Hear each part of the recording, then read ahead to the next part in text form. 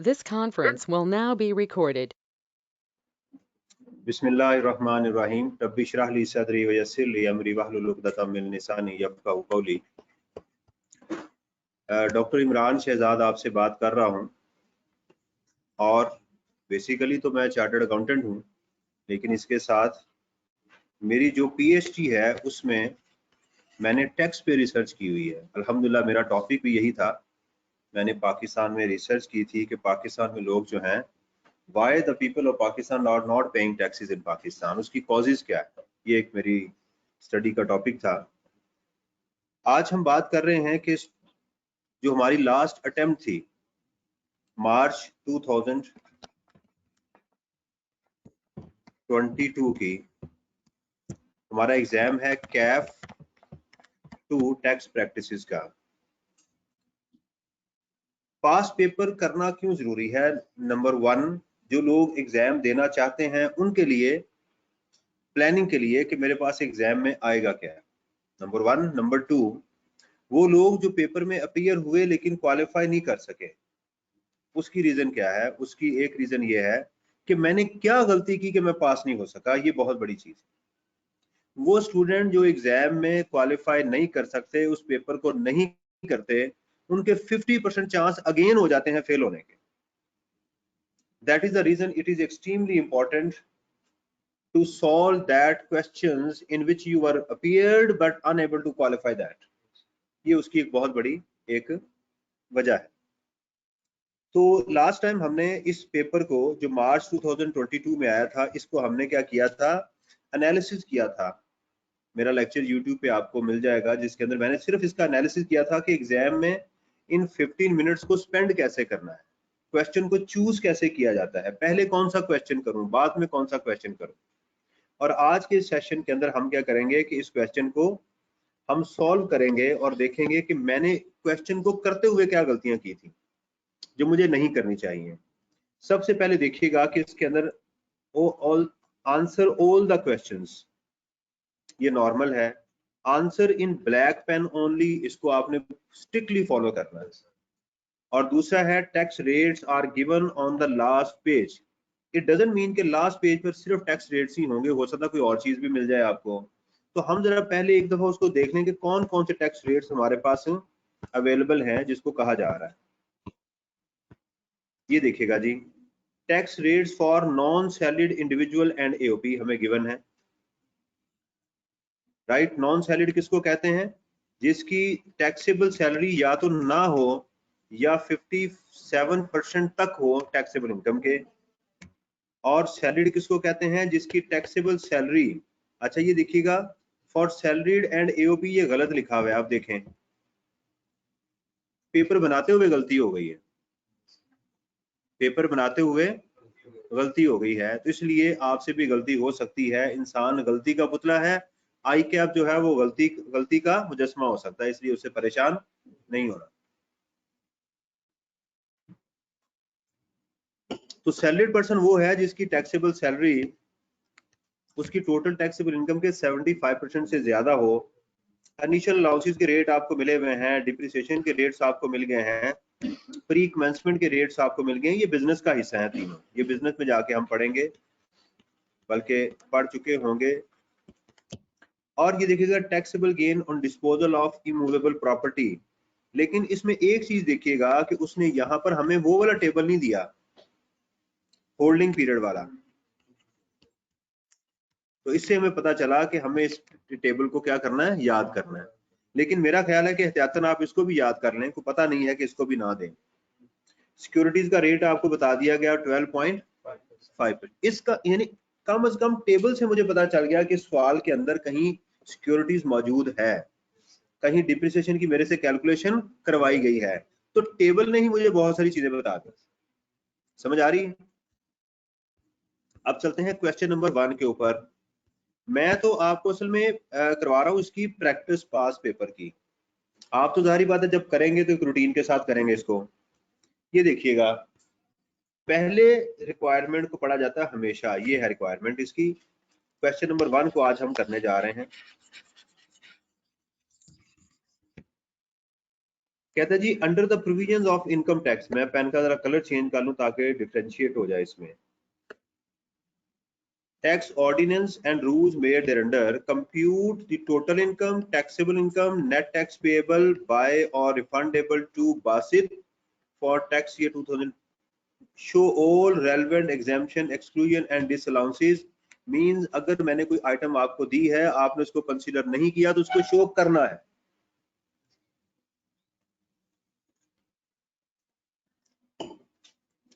Part B. What other option is available to Basit for taxation of salary arrears of 700,000 received from ML as part of final settlement? Revised computation is not required. उसने कहा ये जो 7 लाख रुपए उसको मिला है, पिछला जो नहीं मिला था उसका ट्रीटमेंट बताएं, दोबारा टैक्सेबल इनकम कैलकुलेट ऐसे नहीं करनी। Identify the additional statement that Basit need to file in respect of his foreign source income. Also briefly discuss the particular to be mentioned in the additional statement जो file करनी चाहिए। इसका ताल्लुक जो है वो आपके रिटर्न असेसमेंट और अपील से है। तो उसने कुछ हिस्सा कहीं से उठाया, कुछ हिस्सा कहीं और से उठा लिया, राइट। लेकिन हम फोकस करते हैं कि पहले जो 2 हिस्से हैं जो हमारे सैलरी के हैं, इनका क्या आंसर होना चाहिए था और इसको कैसे करना है। तो टोटल इनकम किसको कहते हैं, जेन में लेकर आए, income from salary, income from property, business income, capital gains, income from. उसने कहा टैक्सेबल इनकम कैलकुलेट करें, तो इसमें से क्या माइनस करेंगे, ज़कात, डोनेशन वगैरह, ये सॉरी डोनेशन ही करेंगे इस दफा, प्रॉफिट और डेट, जो 2 मेन आइटम्स आपको बताई हैं, और भी है लेकिन वो बाद में, अभी फिलहाल उसको हम डिस्कस नहीं कर रहे। चलें जी, अब आते हैं क्वेश्चन के ऊपर। इस क्वेश्चन में एओपी के रेट्स भी गिवन है, तो इसका मतलब एओपी का क्वेश्चन हो सकता है।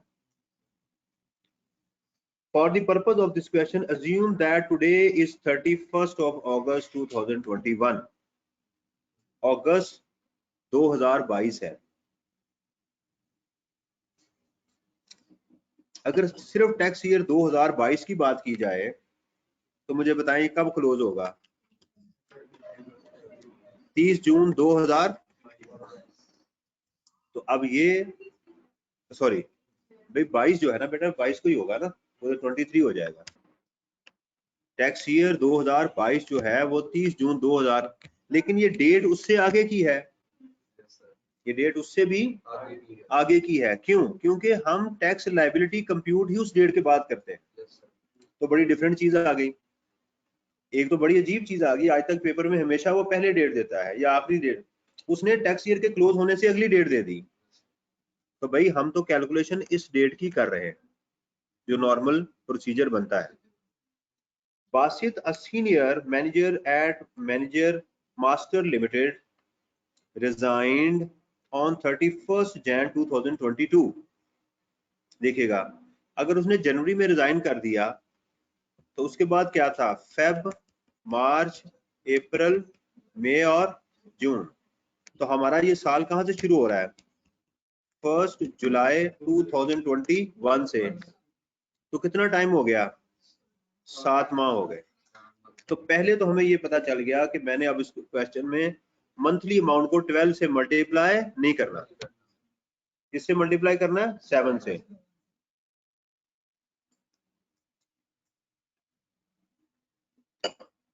अब अगर किसी स्टूडेंट ने यहां गलती की, वो 12 से मल्टीप्लाई कर दिया, 9 से मल्टीप्लाई कर दिया, तो उसने गलत किया। या वो इसी डेट से कंफ्यूज हो गया कि ये क्या मुसीबत है कि भाई मैं 30 जून तक कर रहा हूं। अच्छा, हो सकता है कोई स्टूडेंट क्या करे, अगस्त से आगे चलना शुरू हो जाए। उसने किया अगस्त को, अगस्त है, वो इससे 2 माह की कर ले या इससे आगे चला जाए, तो उसने भी गलती की।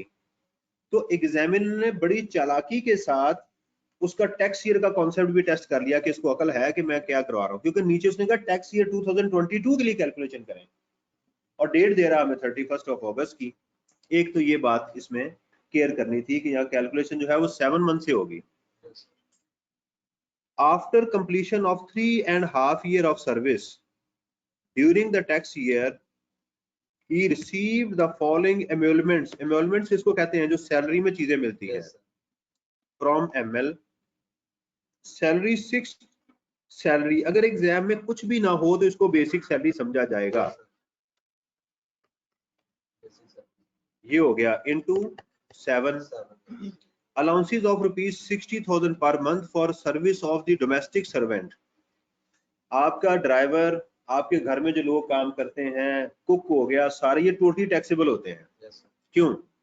ऑल बेनिफिट्स, तमाम किस्म के बेनिफिट्स जो आपके बिहाफ पे किए जाए, all payments on the behalf of the employee are totally taxable. वो कोई भी पेमेंट हो, वो शराब खाने की पेमेंट हो या वो मदरसे की पेमेंट हो, उससे हमारा कोई ताल्लुक नहीं है. तो ये बात आपने ज़हन में रखनी है कि ये क्या होगी, टोटली टैक्सेबल हो जाएंगी.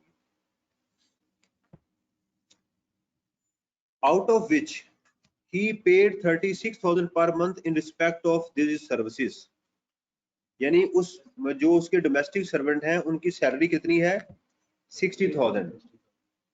तो भाई बात यह है कि इदारा 60,000 दे रहा है, 36 तो मैं खुद अपनी पॉकेट से दे रहा हूं. तो नेट बेनिफिट जो बचा है ये मुझे इदारा दे रहा है, उसको मैं 7 से मल्टीप्लाई करूंगा और ये टोटली टैक्सेबल होगा सैलरी के अंदर. Is it clear? Net benefit क्या मिल रहा है? Allowance equal to 5% of the salary solely expended in the performance of his duties of employment, no treatment.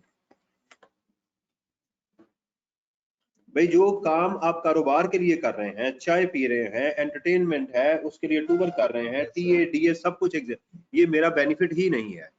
लेकिन एग्जाम में लिखेंगे. क्यों? क्योंकि वो कहता है show all relevant exclusion and exemptions.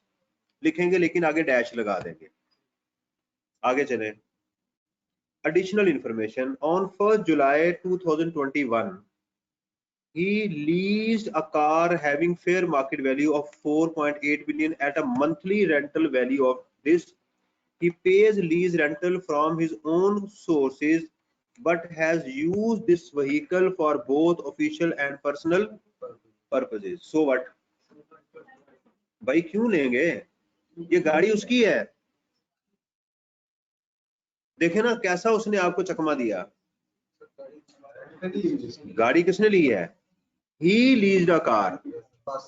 ML ने लीज नहीं की. किसने ली है? बासत ने ली है. किसने ली है? ही. एमएल ही नहीं है, इट है. गलती हो गई ना. अब स्टूडेंट ने क्या किया होगा? 5% of the fair market value. कहानी तो लॉ में तो ऐसी बात है ही नहीं. तो इसका क्या ट्रीटमेंट होना चाहिए? डैश. डैश वैसे बहादुर को कहते हैं. He is a very dashing man. Understand? तो कैसी, यानी एक ही नुक्ते ने महरम से मुजरम बना दिया. लॉ में लिखा हुआ है if a car is provided by an employer to the employee for official and personal purposes then 5% of the cost और एफएमवी शैल बी कंसीडर्ड. तो उसने क्या किया? ये उसकी गाड़ी थी, तो सारी दुनिया चलाती है, मैं खुद चलाता हूँ, उसका कोई टैक्स ट्रीटमेंट भी. मेरे एम्प्लॉयर ने मुझे कुछ दिया, मेरा बेनिफिट. तो आपको क्या, सबसे पहले आपने ये हमेशा एग्जाम में देखना होता है, पहला स्टेप होता है सैलरी का कि ये बेनिफिट है यस और नो. अगर तो बेनिफिट ही नहीं है तो आगे नहीं चलना. अगर यस है तो फिर देखा जाएगा उसकी कंप्यूटेशन. तो अब ये तो बेनिफिट ही नहीं है, तो ये गलती की. आगे क्यों? यहां पर ईमान की कमजोरी की वजह से आपने की. ईमान कमजोर था भाई, ये बात तो मैंने पढ़ी नहीं, बेनिफिट है ही नहीं, क्योंकि कॉन्सेप्ट सॉलिड नहीं था, तो इस वजह से गलती हुई. आगे. On 1st July 1300 shares of ML were allotted to बासत. एमएल क्या है? कंपनी. एम्प्लॉय शेयर स्कीम में आ गए. Under an employ share scheme against the payment of 30 पर शेयर, ये कॉस्ट आ गई. According to the scheme, he was not allowed to transfer the share up to 31st of December. On 31st of May, he sold 5,000 share of ML at its fair market value of The FMV of each share on different dates were as follows. 1, 2 और 3, ये देखिएगा जरा, उसको share मिलते हैं इस दिन। Shares का मिलना with restriction no treatment, option का मिलना नो ट्रीटमेंट, राइट। रिस्ट्रिक्शन को उठाया जाना सैलरी में ऐड होगा, ये वाली डेट आ गई। तो 90 माइनस 30, ये जो डिफरेंस है किसमें जाएगा, सैलरी में। अब इस दिन की फेयर मार्केट वैल्यू क्या बनेंगे, डीम्ड कॉस्ट बन गई। क्या बन गई, बेच दिए उसने 80 के ऊपर। अब क्या होगा, सेल प्राइस माइनस कॉस्ट।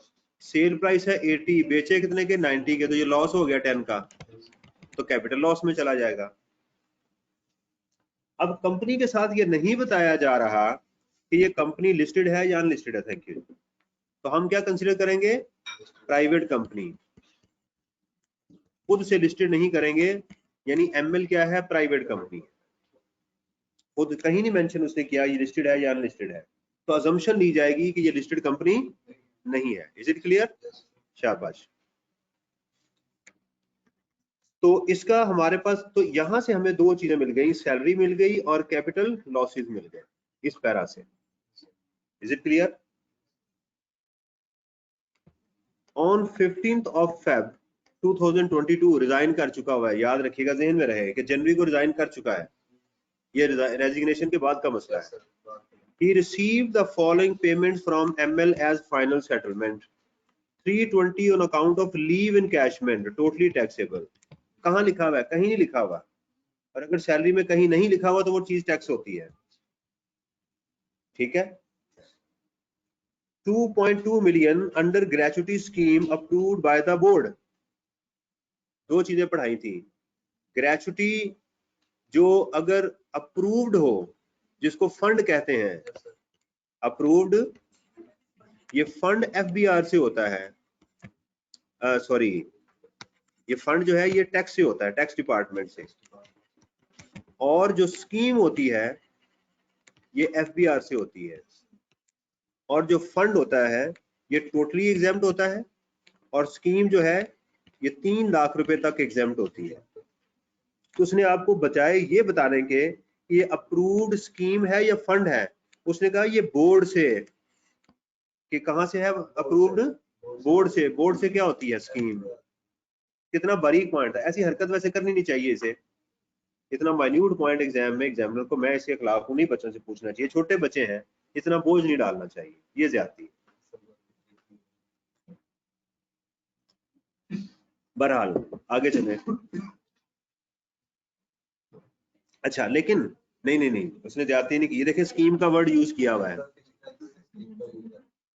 नहीं यार, ये वैसे ही, ये तो बहुतान लगा गए हम, ये स्कीम का वर्ड उसने यूज किया हुआ है, मैं मेरे से ओवरलुक हो गया, पानी की तरफ ध्यान था मेरा। 700,000 salary arrear related to tax year 2, totally taxable. अगर एग्जाम में कुछ भी मेंशन नहीं है तो एरियर जो पैसे मिलेंगे वो टोटली टैक्सेबल है, क्योंकि सैलरी रिसीट बेसिस पे टैक्स होती है।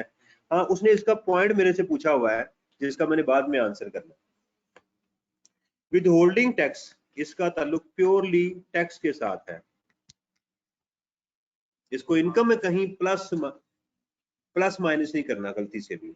हाँ, किसी इनकम में से एडवांस टैक्स माइनस हुआ है तो क्या करना है, ऐड कर देना। By ML from Basis salary during the tax year amounting rupees this, आपकी जो टैक्स लाइबिलिटी आएगी उसमें से ये आप विद होल्डिंग टैक्स माइनस करेंगे, इसका दूसरा नाम एडवांस टैक्स भी है। बात खत्म नहीं हुई। अदर इंफॉर्मेशन, वो एडिशनल इंफॉर्मेशन थी, ये अदर इंफॉर्मेशन है, फर्क कोई नहीं है वैसे ही।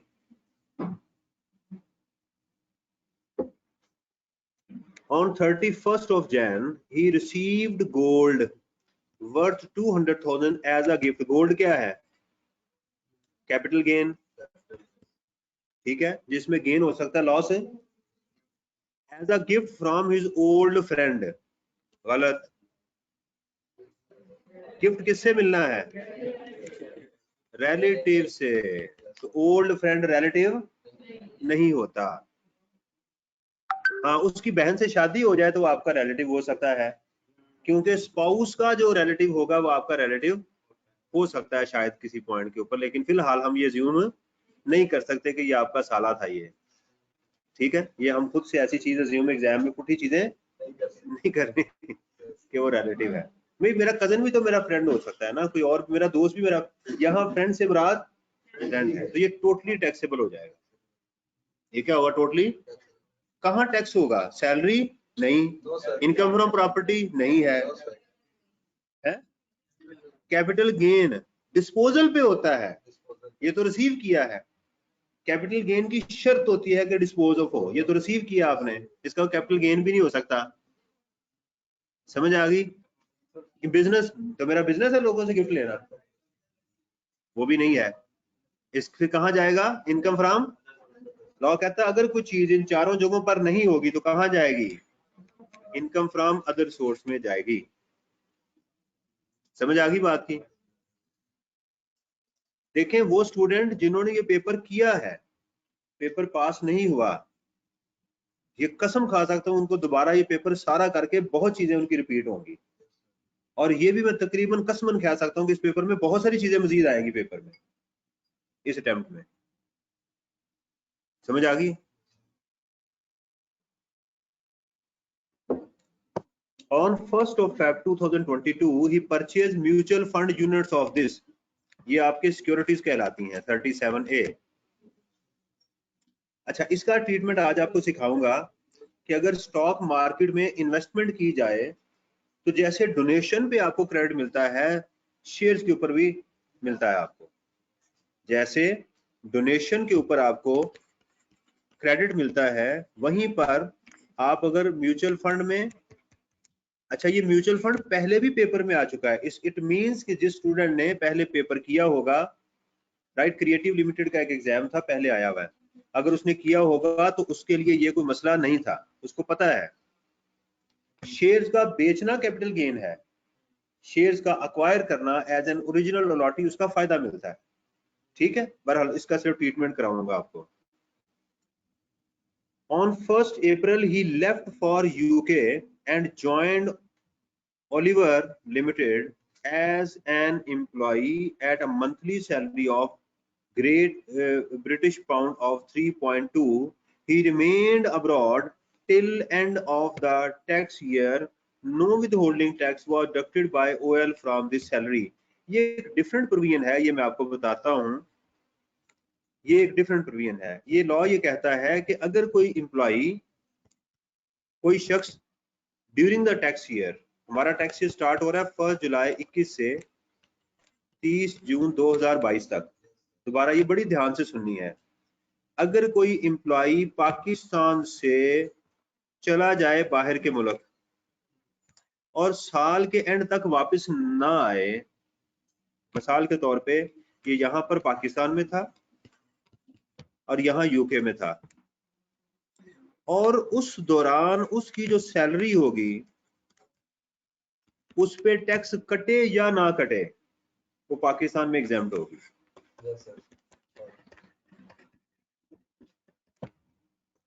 दो लफ्ज लॉ में इस्तेमाल होते हैं, एक होता है रिटर्निंग एक्सपैट्रिएट, जो पाकिस्तान से बाहर था पाकिस्तान आ गया, इसको कहते हैं रिटर्निंग एक्सपैट्रिएट। वो शख्स जो पाकिस्तान में था और पाकिस्तान से बाहर चला गया, इसको रिपैट्रिएट कहते हैं। हाँ जी, एक्सपैट यानी रिपैट्रिएट, वो बाहर चला गया। समझ आ रही है? इन दोनों सूरतों में इनकम एग्जाम्प्ट हो जाती है। मैं दोबारा ये प्रोविजन आपको समझा दूं, दोनों को अलग अलग सुनिएगा। रिटर्निंग एक्सपैट्रिएट, आज है हमारा 2022, ये बात गौर से सुननी है। एक शख्स पाकिस्तान में ही रहता था, पाकिस्तान में आता जाता था, पाकिस्तान का कभी रेजिडेंट नहीं बना, ठीक है, 4 सालों तक या कम से कम 4 सालों तक वो क्या था, पाकिस्तान का नॉन रेजिडेंट रहा। ये रेजिडेंट नॉन रेजिडेंट कौन होता है इंडिविजुअल में, पहले आपको बता दूं, अगर कोई शख्स पाकिस्तान में 183 डेज स्पेंड करे कोई इंडिविजुअल अगर टैक्स ईयर में 183 डेज या उससे ज्यादा स्पेंड करे तो उसको रेजिडेंट कहते हैं। वो माइकल भी हो सकता है, जैक्सन भी हो सकता है, शिल्पा शेट्टी भी हो सकती है, और कोई भी हो सकता है। उसका नेशनैलिटी के साथ कोई ताल्लुक, उसका फिजिकल स्टे होना लाजमी है। तो वो क्या बन जाएगा? पाकिस्तान का रेजिडेंट। जो रेजिडेंट होता है वो अपना पूरी दुनिया पे टैक्स देता है। फिर आप बिल गेट को पाकिस्तान पकड़ के ले आए, काबू कर लें 183 डे तक, तो इंशाल्लाह पूरी दुनिया में उसको टैक्स आपको देना पड़ेगा, subject to the exception. Resident की समझ आ गई? सर ऐसा होता है कि एक बंदा जो है वो किसी भी मुल्क का रेजिडेंट ना हो, ट्रैवल करता रहेगा, हाँ हो सकता है, ऐसी एक्सेप्शन हो सकती है। नहीं, हमारे मुल्क का कानून और है, बाकी मुल्कों का कानून और है। ये तो मैं अपने पाकिस्तान का पढ़ा रहा हूँ आपको, ठीक है। अच्छा, ये पाकिस्तान में से बाहर था, अब ये पाकिस्तान आ गया। इसने सोचा कि यार बाहर के मुल्क में तो बड़े हालात जो हैं वो अजीब हैं। जब सड़क पार करें सड़क पार हो जाती है, जब जूस मांगे जूस मिल जाता है, ठीक है। तो मुझे पाकिस्तान जाना चाहिए। देखें यहाँ सड़क पार करके अब अल्लाह का शुक्र अदा करते हैं, या अल्लाह शुक्र है सड़क क्रॉस हो गई मेरे से, राइट। तो यहाँ तो आपको हर वक्त क्लाइमेक्स मिलते हैं ना, तो वहां तो ऐसी आप बाहर इंशाल्लाह अल्लाह ताला लेके जाए, आप हैरान होंगे कि वहां पर बिल्कुल डल लाइफ है। आप लाइन में जाएंगे, लाइन में लोग खड़े हो जाएंगे, आपको दिक्कत ही कोई नहीं पड़ेगा, आपको खुशी कोई नहीं होगी ट्राम के अंदर जाते हुए, आराम से आप ट्राम में चले जाएंगे। यहाँ आपको थोड़ी सी, तो ये हमारी स्ट्रगल लाइफ है। अल्हम्दुलिल्लाह मजबूत पाकिस्तानी है। लें जी, अगर कोई शख्स पाकिस्तान में पिछले 4 साल नॉन रेजिडेंट हो, पाकिस्तान आके रेजिडेंट हो जाए, उस साल उसकी जो फॉरेन सोर्स इनकम होती है वो एग्जेम्प्ट हो जाती है। ये था रिटर्निंग एक्सपैट्रिएट। आप सुनिएगा, इसके उलट इसकी सारी income, income from salary, income from property, business income, foreign source वाली सारी एग्जेम्प्ट। इसके उलट अगर कोई बंदा पाकिस्तान से निकल के एक्सपैट्रिएट हो गया, राइट, और वापस नहीं आया, उसकी सिर्फ सैलरी, सारी इनकम नहीं, सिर्फ सैलरी पाकिस्तान में एग्जेम्प्ट हो जाएगी। जैसे इस शख्स ने पाकिस्तान में 183 डेज गुजारे हैं ना, फेब में जा रहा है ना पाकिस्तान से बाहर, तो रेजिडेंट हो गया ना, तो अब इसकी सैलरी पाकिस्तान में एग्जेम्प्ट हो जाएगी। तो दोबारा सुन लीजिएगा, कोई शख्स पाकिस्तान में ना था पिछले 4 साल, नॉन रेजिडेंट था, अब आ गया, तो इस साल और इससे अगले साल 2 सालों में उसकी इनकम एग्जेम्प्ट हो जाएगी। ये 2 सालों के लिए है। और अगर कोई शख्स पाकिस्तान से चला गया उसके ऑपोजिट, तो उसकी सैलरी एग्जेम्प्ट हो जाएगी। चलें, रूल पढ़ा दिया आपको। तो इसका मतलब ये हुआ कि उसकी ये सारी की सारी क्या हो जाएगी? सारी सैलरी एग्जेम्प्ट हो जाएगी। दूसरा, इसके अंदर एक बड़ी अजीब चीज ये थी कि हर स्टूडेंट को एक समझ जाना चाहिए था कि इसका टैक्स, मेरे पास रेट ही नहीं है पाउंड का, ठीक है। ये मैं डिस्कनेक्ट तो नहीं हो गया? लोगों ने मैसेज करना शुरू, ये देखिएगा जो लोग ऑनलाइन क्लास ले रहे हैं, बेटा मुझे मैसेज कीजिएगा कि स्क्रीन शेयर है या नहीं है। आप में से कोई है कनेक्ट इसमें?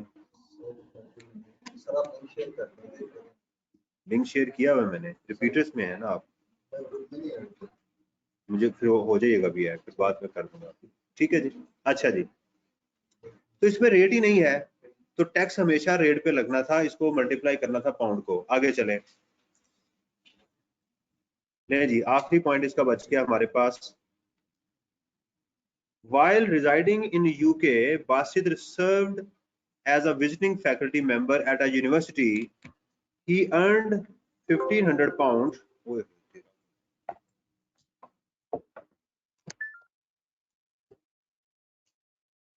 Earned £1,500 from the university and incurred an expenditure of 500 for providing services at the university, withholding tax deducted by the university amounting rupees this. अब इसका रेट मुझे कहीं ना कहीं मिलना चाहिए था, वो कहाँ है रेट? कहीं आपको रेट नजर आया इसका? ये मिस ना हो गया हो? हाँ जी, नहीं, एक मिनट, मैं ओरिजिनल पेपर जरा चेक कर लूं। ये हो सकता है प्रिंट करते हुए कहीं गलती हो गई हो, तो मुझे पहले एक दफा पेपर चेक करने दीजिएगा। ये हो नहीं सकता एग्जाम के अंदर ये रेट ही ना गिवन हो। हाँ जी, रेट गिवन है, ये मैं आपको लिख देता हूँ। ये है जी आपका GBP 1 इज इक्वल टू ₹250, ये गिवन है। अच्छा हुआ मैंने प्रिंट भी साथ रखे हुए हैं। ठीक है जी, ये था। अब सुनिएगा कि अगर कोई शख्स, अब मैं ये भी प्रोविजन आपको बता दूं, अगर कोई शख्स पाकिस्तान का रेजिडेंट हो, प्रोविजन पढ़ा रहा हूं आपको, तो उसकी पाकिस्तान सोर्स इनकम भी टैक्स होगी और फॉरेन सोर्स इनकम भी टैक्स होगी। इससे पहले वाली तो थी एग्जाम, अब ये इसकी फॉरेन सोर्स इनकम क्या होगी, टैक्स होगी। पहली बात तो ये है, ये क्या होगी, टैक्स होगी। किस में जाएगी, बिजनेस के अंदर। एम्प्लॉयमेंट नहीं है, विजिटिंग में काम कर रहा है। अगर उसका एम्प्लॉय होता तो सैलरी होती, तो ये उसकी बिजनेस इनकम आ गई।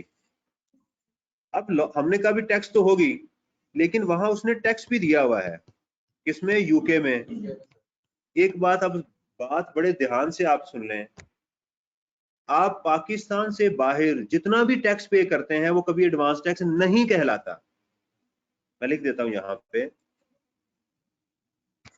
विदहोल्डिंग टैक्स और tax paid in foreign country shall not be treated as advance tax. Very, very important. Pakistan से बाहर जितना भी टैक्स आप किसी मुल्क को देंगे वो कभी पाकिस्तान का एडवांस टैक्स नहीं हो सकता, ये बात ध्यान में रखिएगा। अब होगा क्या, अब सवाल ये किसका क्या करें, अभी बात जरा गौर से सुननी, उसका करें क्या, ये बात जरा गौर से सुननी है। मैं इसको जरा एक्सप्लेन करने लगा। असल में तो रिवीजन है ना, ताकि हमारे कॉन्सेप्ट जरा क्लियर हो जाए। देखिएगा,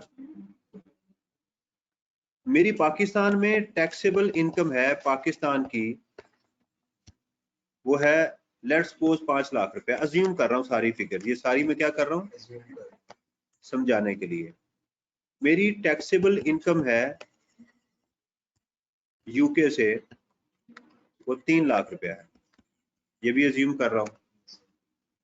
मेरी टोटल टैक्सेबल इनकम आ गई 8 लाख रुपया, ठीक है।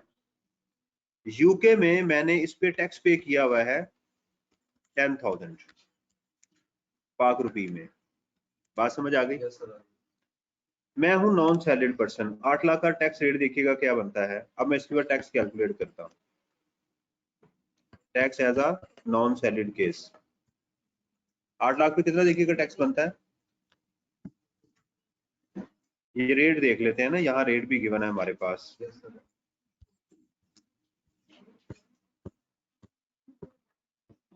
ये है जी नॉन सैलरी का रेट 8 लाख पे, ये है जी 10,000 plus 10% of the amount exceeding 6 lakh. चलें, ये बात बड़ी तवज्जो से आपने सुननी है मेरी।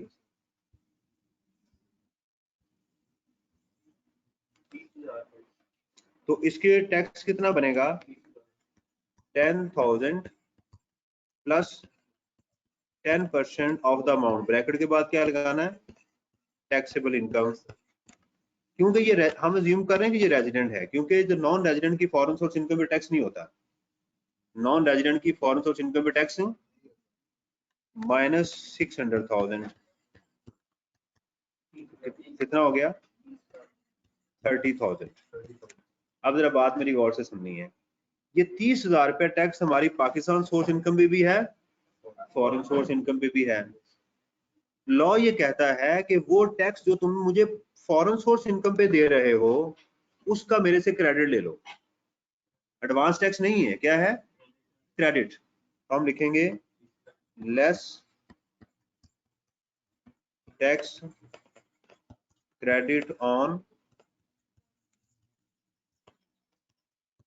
Foreign source. वो कैसे कैलकुलेट करेंगे, देखिएगा, taxable income, tax divided by taxable income multiplied by tax. दोबारा फॉर्मूला लिखूं, tax divided by taxable income multiplied by foreign tax जो है उससे करना है। करके देखते हैं। 30,000 सॉरी मैं गलत कह गया हूं, ये एरो गलत है,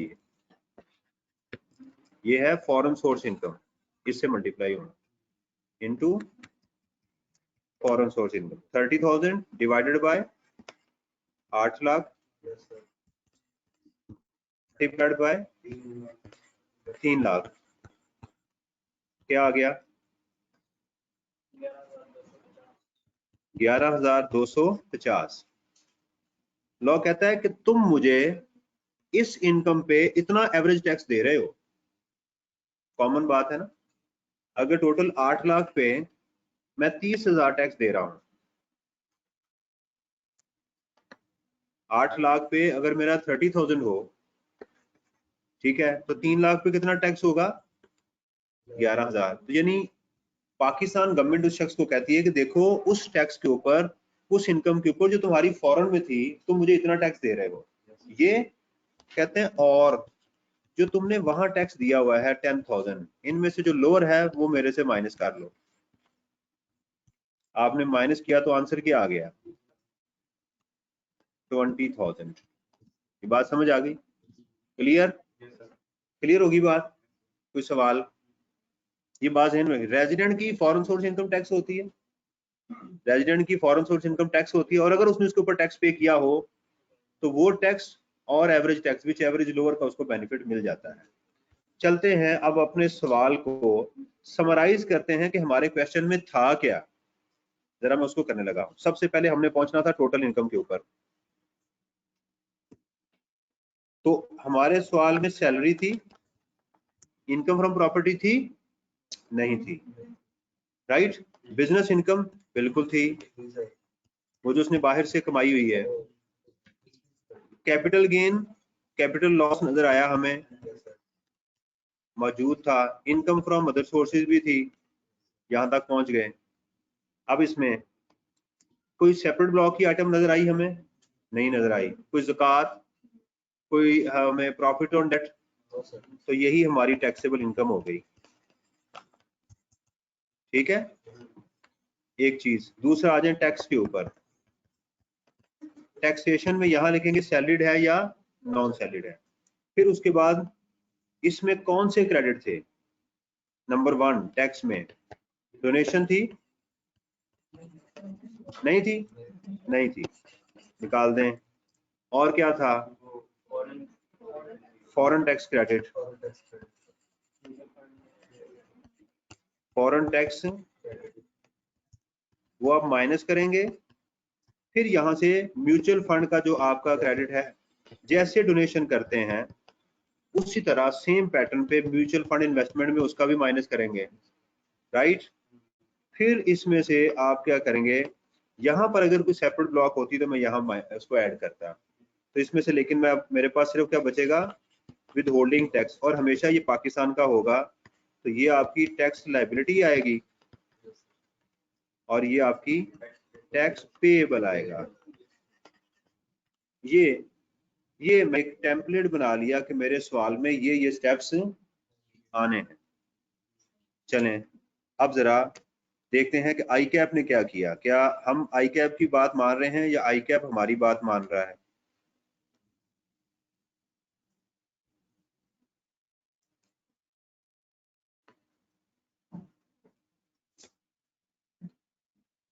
ऊपर क्या लिखा है? सुजेस्टेड आंसर, एक्यूरेट का वर्ड नहीं यूज किया गया।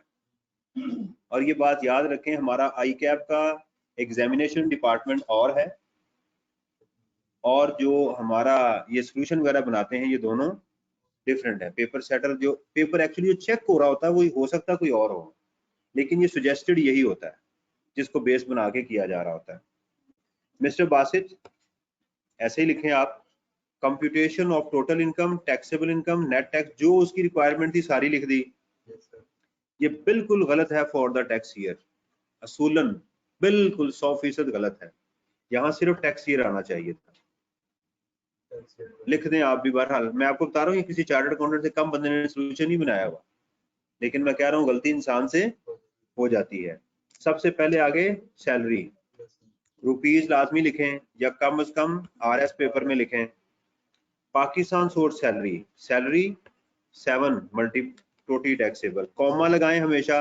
ये देखें 3 के बाद allowances for services for domestic servant, right, ये बिल्कुल गलत है। ये उसने पेमेंट की है कुछ अपनी जेब से, ये उसने अपनी जेब से कुछ, ये बिल्कुल इन्होंने गलत किया हुआ, इतना बेनिफिट मुझे नहीं मिला, मैं इसे एग्री नहीं कर रहा। Allowances at the rate of 5% of the salary solely expended in the performance of his official duties, बिल्कुल गलत है ये, राइट।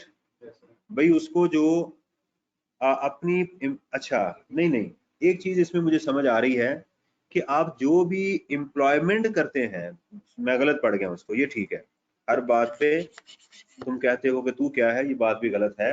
भाई एम्प्लॉयमेंट, हर काम जो भी आप कर रहे हैं उसके against basic salary, house rent allowance, सारा उसके अगेंस्ट ही मिलता है ना, तो ये ठीक है, मैं गलत कह गया हूँ, ये बात ठीक है। Acquired a car on lease, no treatment, देखिएगा ना, कार मैंने ली थी तो मेरा बेनिफिट नहीं है। शेयर्स, ये गलत है।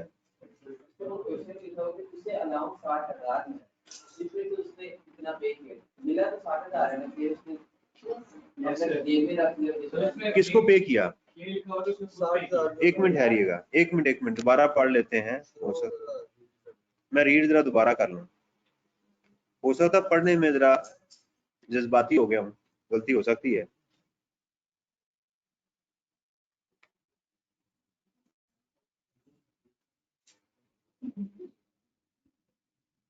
ये कहाँ लिखा हुआ था? ये वाली, allowance of per month for services of domestic servant out of which he paid 30 per month in respect of these services, बिल्कुल मैं ठीक। 60,000 में से 36,000 आउट ऑफ विच, बेटा एक मिनट बात सुनिएगा, आउट ऑफ विच, उस 60,000 आउट ऑफ विच से क्या मुराद है?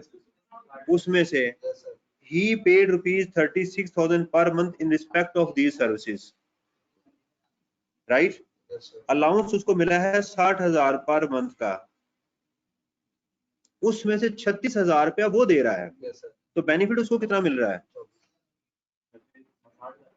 60 का तो नहीं मिल रहा ना, माइनस करेंगे। हाँ जी, बड़ी कॉमन सेंस है ना ये। भाई मैं अपने सर्वेंट को सैलरी दे रहा हूँ तो मेरी सैलरी में तो ऐड नहीं हो सकती ना, मैं अपने मुलाजिम को, अपने घर को, अपने ड्राइवर को जो दे रहा हूँ सैलरी, मेरी सैलरी में उसके साथ क्या ताल्लुक है? बेटा अलाउंसेस 100% टैक्सेबल होते हैं, आप बात ठीक कर रहे हैं, लेकिन उसमें से जो मैं दे रहा हूँ, आप क्या करते हैं, उसका लोन का ट्रीटमेंट क्या करते हैं? 10% माइनस वो इंटरेस्ट जो मैं दे रहा हूँ, करते नहीं करते? तो इसलिए इसको सजेस्टेड सोल्यूशन ही समझे इस हद तक, लेकिन मैं इससे एग्री नहीं कर रहा। कार का हो गया, shares acquired under employ share scheme, वो कितने थे? 90 में से आपने 30 माइनस करना, 90 में से 30, डायरेक्ट भी आप कर सकते हैं कि 90 minus 30 into number of shares, तो ये आपका आंसर वो आ जाएगा। Leave encashment totally taxable, gratuity 3 lakh minus की, ये वर्किंग लाजमी शो करनी है ये एग्जाम में। Salary arrears totally taxable. Foreign source income salary, ये गलत है, रिटर्निंग वो छोड़ के चला गया ना, पाकिस्तान नहीं आया हुआ, ये एग्जाम्प्ट होनी चाहिए, ठीक है। टोटल इनकम फ्रॉम सैलरी, इसको दोबारा पढ़ लीजिएगा, जो मुझे इसकी समझ आई है कि वो छोड़ के चला गया, दोबारा पाकिस्तान वापस नहीं, बड़ा कैटेगोरिकल एग्जाम में लिखा हुआ है, इसमें लॉ में लिखा हुआ है, मेरा ख्याल है सेक्शन 102 है, अगर किसी ने रेफरेंस देखना हो तो सेक्शन 102 देख सकता है, उसमें लिखा हुआ है if a person leave during a tax year and remains abroad, और उसकी जो सैलरी होगी वो एग्जाम्प्ट होगी। कैपिटल गेन लॉस हो गया, ये कैरी फॉरवर्ड इसके साथ लाजमी लिखना है, ये एडजस्ट नहीं हो सकता। हाँ 8, ये डीम्ड कॉस्ट, इसको कहते हैं डीम्ड कॉस्ट, इसको लाजमी income from other sources, gift receive किया उसने, राइट। और फॉरेन सोर्स इनकम, ये इनकम ये बिजनेस में आनी चाहिए, ये भी यहाँ गलत लिखी हुई है, ये इसका हेड ऑफ इनकम गलत है, ये इनकम फ्रॉम अदर सोर्स में है ठीक, लेकिन आनी किस में चाहिए, बिजनेस में आनी चाहिए, राइट। इसका टैक्स क्रेडिट भी बाद में कैलकुलेट होना है, इसमें एक्सपेंसेस ठीक माइनस किए हुए हैं। टोटल इनकम आ गई, ठीक है। अच्छा, उन्होंने क्या किया हुआ है, देखिए उन्होंने नीचे क्या किया हुआ है कि इसको नीचे माइनस कर दिया हुआ जाके, सैलरी जो है ना, कहाँ ऊपर सैलरी लिखी हुई है, हाँ हाँ हाँ, अब ये काम चेक करें इनका, ये इन्होंने इसको पहले सैलरी में ऐड किया हुआ है और यहाँ से less foreign source salary exam कर दी हुई है, जो कि गलत तरीकेकार है। क्यों? क्योंकि taxable salary divided by taxable income तब स्टेटस फाइंड करेंगे ना, ये तो एग्जाम्प्ट है उसके अंदर, इसको असूलन यहाँ पर वही एग्जाम्प्ट कर देना चाहिए सैलरी के अंदर ही। रिटर्न में भी ऐसे ही करते हैं, रिटर्न के अंदर भी हम सैलरी में ही एग्जाम्प्ट करते हैं, इसको यहाँ नहीं होना चाहिए, मैं इससे एग्री नहीं करता, क्योंकि आप जब सैलरी को डिवाइड करेंगे टैक्स लायबिलिटी के लिए, जहाँ लिखना नहीं है सैलरी या नॉन सैलरी, तो वहां प्रॉब्लम होगी। तो यहाँ लिखा भी नहीं है, या आप लाजमी लिखिएगा कि सैलरीड है या नॉन सैलरीड है। ये कौन से रेट लगा रहे हैं इसके ऊपर, ये कौन से रेट्स हैं, ये 25% वाले रेट्स कौन से हैं? ये लग रहा है नॉन सैलरीड है ना, ये सैलरीड है। आपने बेटा यहाँ लाजमी लिखना है ये सैलरीड है या नॉन सैलरीड है। तो वो हमारे बच्चे जो यहाँ इस वक्त 48 45 पे फेल हुए, उनके साथ फिर ज्यादती है, उनके साथ ये ज्यादती है कि आप खुद सोल्यूशन कैसा बना रहे हैं लॉ के अगेंस्ट जाके। बहरहाल जी, आगे आता है जी फॉरेन टैक्स क्रेडिट। फॉर्मूला क्या है कि आपका टैक्स की देखिएगा, ये tax divided by taxable income, ये देखिएगा tax divided by taxable income multiplied by foreign source income. ये परसेंटेज लिखने की जरूरत नहीं है एग्जाम में, ऐसे कंफ्यूजिंग है ये। तो आंसर आ गया 44,000 और tax paid, right, this whichever is lower, ये आपको क्रेडिट मिल जाएगा। ठीक है जी। Tax credit in mutual fund, उसका भी सेम फॉर्मूला है, tax divided by taxable income, ये देखिएगा tax divided by taxable income, जैसे डोनेशन में करते हैं, मल्टीप्लाइड बाय वो जो आपकी इन्वेस्टमेंट थी, और ये इन्वेस्टमेंट आपकी मैक्सिमम 20% हो सकती है, किसका, इस इनकम का। तो लिखा हुआ है और 20%, विच एवर इज लोअर। ठीक है, ये लिखने की जरूरत एग्जाम में नहीं है, इसको कैलकुलेट किया इसमें से। यहाँ अब देखिएगा एक और गलती, उसने कहा जी मुझे टैक्स लायबिलिटी बताओ कितनी है, तो आपको यहाँ लिखना चाहिए टैक्स लायबिलिटी, और इसको लिखेंगे टैक्स रिफंडेबल, ये ठीक लिखा हुआ है। तो ये हमारी टैक्स लायबिलिटी थी और ये टैक्स। अब एक बात सुनिएगा, इस सॉल्यूशन में हो सकता है आपने 4 आइटम्स गलत की हो, 2 गलत की हो, लेकिन मैं इस बात पे गारंटी देता हूं कि अगर आपने इस पैटर्न को फॉलो किया, चीजों की प्लेसमेंट ठीक की है, तो अगर आपने कोई गलतियां भी कर दी हैं तो 16 में से आपको कम से कम 12 नंबर मिल जाने चाहिए। शर्त यह है कि आपने क्वेश्चन कंप्लीट किया हो। Is it clear? तो अगर आपके कोई आपको क्वेश्चन हो, मुझे आप क्या कर सकते हैं, व्हाट्सएप कर सकते हैं 0321 9451 850 पे। तो इंशाल्लाह नेक्स्ट सेशन में इससे अगले क्वेश्चन जो है वो हम सॉल्व करेंगे।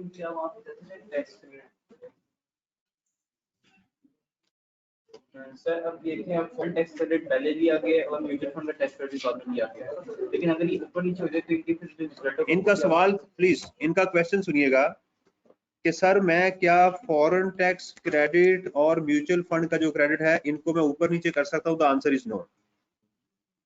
पहले हमेशा फॉरेन टैक्स क्रेडिट कैलकुलेट होगा, फिर इन्वेस्टमेंट इन शेयर्स का, डोनेशन, इनको ऊपर नीचे कर किया जा सकता है, इनको ऊपर नीचे कर कोई मसला नहीं है। फॉरेन टैक्स क्रेडिट हमेशा पहले ही होगा, उसको माइनस करने के बाद अगला सवाल होगा। ठीक है।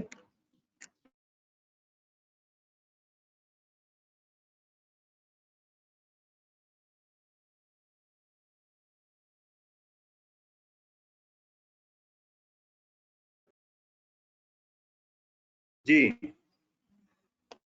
दोबारा सुन लीजिएगा कि आप फॉरेन टैक्स क्रेडिट पहले ही कैलकुलेट करेंगे, ठीक है जी।